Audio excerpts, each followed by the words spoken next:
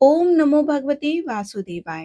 राधे राधे। आप सभी दर्शकों का आपके अपने चैनल धार्मिक कथा और कहानियों में मैं आप सबका हार्दिक स्वागत करती हूँ। आज आप सुनेंगे निर्जला एकादशी व्रत कथा। उससे पहले हम आपको निर्जला एकादशी की पूजा विधि भी बताएंगे। तो आपसे अनुरोध है कि वीडियो को पूरा जरूर देखिएगा और वीडियो आपको अच्छे लगे तो लाइक शेयर करना मत भूलिएगा। साथ ही अगर आप हमारे चैनल पर नए हैं तो सब्सक्राइब जरूर कीजिएगा। देखिए, ज्येष्ठ मास के शुक्ल पक्ष की एकादशी तिथि को निर्जला एकादशी का व्रत किया जाता है। जातक इस व्रत की शुरुआत एकादशी के सूर्योदय से निर्जल रहने के साथ करते हैं और इसका समापन द्वादशी तिथि पर सूर्योदय के बाद किया जाता है। ये व्रत बिना पानी पिए किया जाता है, इसीलिए इसको निर्जला एकादशी कहा जाता है। वर्ष भर में आने वाली सभी 24 एकादशी तिथियों में निर्जला एकादशी को सर्वश्रेष्ठ माना जाता है। मान्यता है कि इस एकादशी का व्रत रखने से साल भर में आने वाली सभी एकादशियों के व्रत का फल प्राप्त हो जाता है। जातक इस व्रत को भगवान विष्णु की कृपा पाने के लिए करते हैं और इस व्रत से जुड़ी कथा के अनुसार द्वापर में भीमसेन ने इस व्रत का पालन किया था। इसी कारण से इसे भीमसेनी एकादशी भी कहा जाता है। हमारे सनातन व्रतों में एकादशी पर भगवान विष्णु की पूजा का विधान है। तो आइए अब हम आपको एकादशी व्रत की पूजा विधि बताते हैं।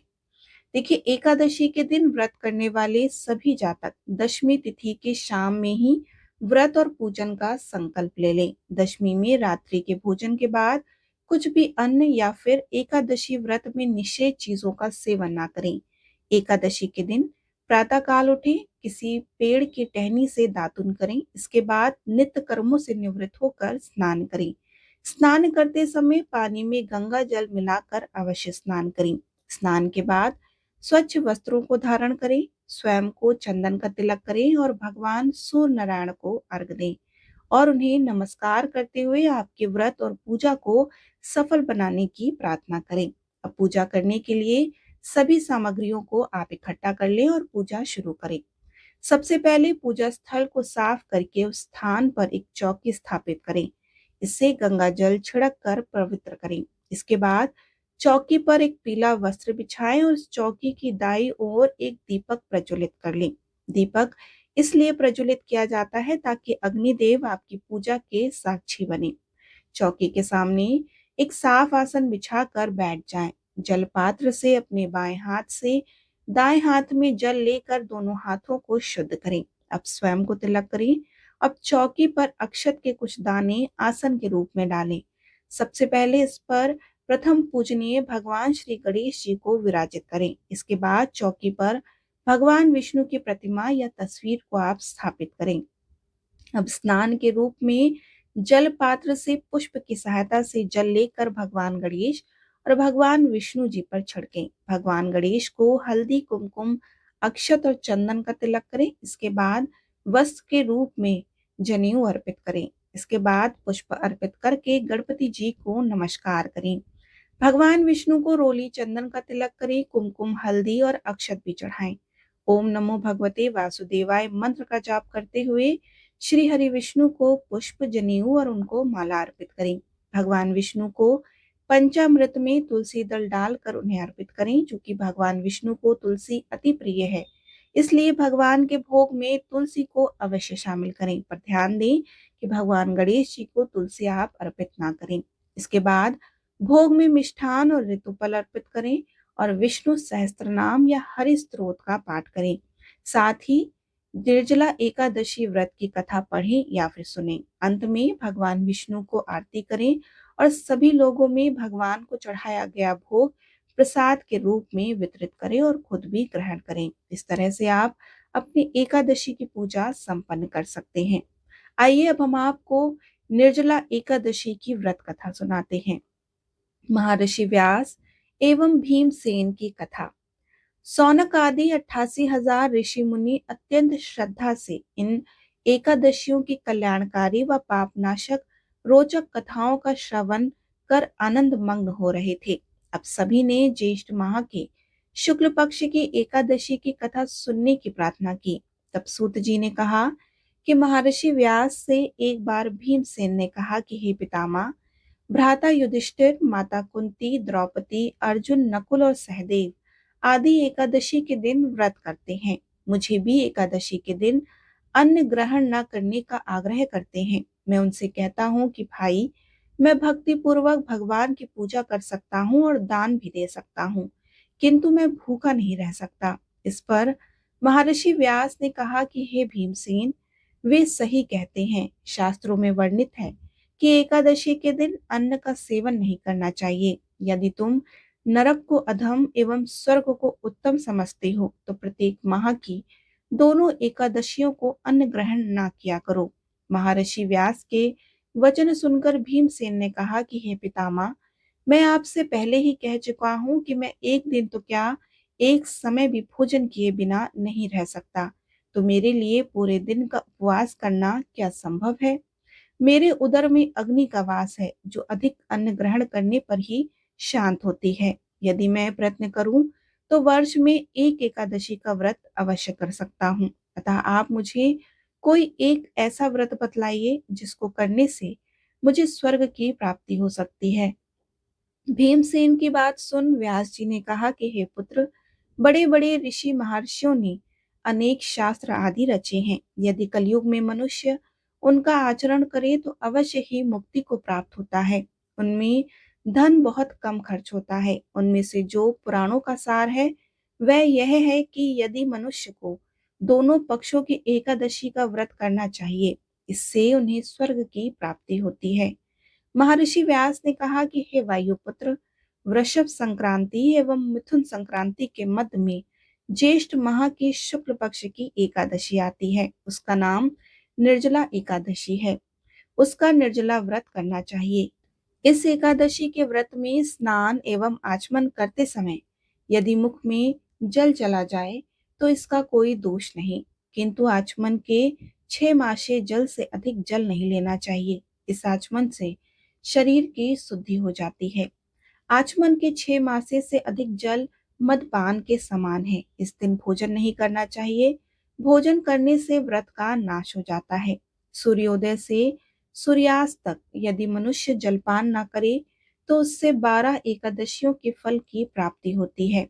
द्वादशी के दिन सूर्योदय से पूर्व ही उठना चाहिए। भूखे ब्राह्मणों को भोजन कराना चाहिए।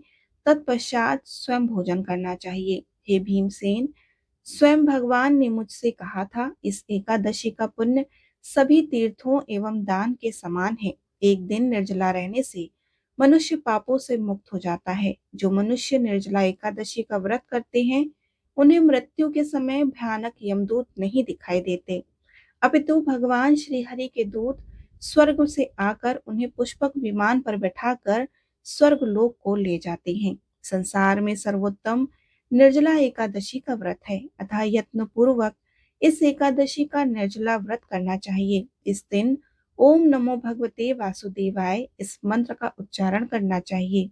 इस दिन गोदान करना चाहिए। इस एकादशी को भीमसेनी या पांडव एकादशी भी कहते हैं। निर्जल व्रत करने से भगवान का पूजन करना चाहिए तथा उनसे प्रार्थना करनी चाहिए कि हे प्रभु, आज मैं निर्जल व्रत करता हूँ, इसके दूसरे दिन भोजन करूंगा। मैं इस व्रत को श्रद्धा पूर्वक करूंगा, मेरे सब पाप नष्ट हो जाएं। इस दिन जल से भरा हुआ घड़ा, वस्त्र आदि से ढककर स्वर्ण सहित किसी सुपात्र को दान करना चाहिए। इस व्रत के अंतराल में जो मनुष्य स्नान तप आदि करते हैं, उन्हें करोड़ों पल स्वर्ण दान का फल प्राप्त होता है। जो मनुष्य इस दिन यज्ञ होम आदि करते हैं, उसके फल का तो वर्णन भी नहीं किया जा सकता। इस निर्जला एकादशी व्रत के पुण्य से मनुष्य विष्णु लोक को जाता है। जो मनुष्य इस दिन अन्न खाते हैं, उनको चांडाल समझना चाहिए। वे अंत में नरक में जाते हैं। ब्रह्म हत्यारे, मद्यपान करने वाले, चोरी करने वाले, गुरु से ईर्ष्या करने वाले, झूठ बोलने वाले भी इस व्रत को करने से स्वर्ग के भागी बन जाते हैं। हे अर्जुन, जो पुरुष या स्त्री इस व्रत को श्रद्धा पूर्वक करते हैं, उनके निम्नलिखित कर्म हैं। उन्हें सर्वप्रथम विष्णु भगवान का पूजन करना चाहिए, तदुपरांत गोदान करना चाहिए। इस दिन ब्राह्मणों को दक्षिणा देनी चाहिए। निर्जला के दिन अन्न, वस्त्र, छत्र आदि का दान करना चाहिए। जो मनुष्य इस कथा का प्रेम पूर्वक श्रवण करते हैं तथा पठन करते हैं, वे सभी स्वर्ग के अधिकारी होते हैं।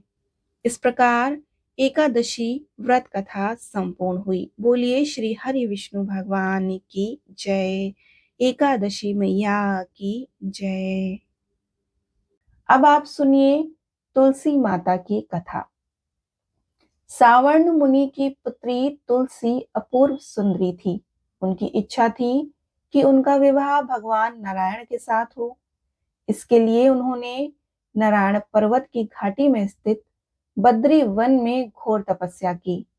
दीर्घ काल तक तपस्या के उपरांत ब्रह्मा जी ने प्रसन्न होकर उन्हें दर्शन दिए और वर मांगने को कहा। तब तुलसी जी ने कहा कि सृष्टिकर्ता ब्रह्मदेव, आप अंतर्यामी हैं, सबके मन की बात जानते हैं। फिर भी मैं आपको अपनी इच्छा आपसे बताती हूँ। मैं चाहती हूँ कि भगवान श्री नारायण मुझे पति के रूप में मिले। ब्रह्मा जी ने कहा कि तुम्हारा अभिष्ट तुम्हें अवश्य ही मिलेगा। अपने पूर्व जन्म में किसी अपराध के कारण तुम्हें श्राप मिला है। इसी प्रकार भगवान श्री नारायण के एक पार्षद को भी दानव कुल में जन्म लेने का श्राप मिला है। दानव कुल में जन्म लेने के बाद भी उसमें नारायण का अंश विद्यमान रहेगा। इसलिए इस जन्म में पूर्व जन्म के पाप के शमन के लिए संपूर्ण नारायण तो नहीं मिलेंगे, लेकिन नारायण के अंश से युक्त दानव कुल जन्म उस श्राप ग्रस्त पार्षद से तुम्हारा विवाह होगा। श्राप मुक्त होने पर भगवान श्री नारायण सदा सर्वदा के लिए तुम्हारे पति हो जाएंगे। तुलसी ने ब्रह्मा जी के इस वर को स्वीकार कर लिया, क्योंकि मानव कुल में जन्म के कारण उस मायावी भोग को भोगना ही था।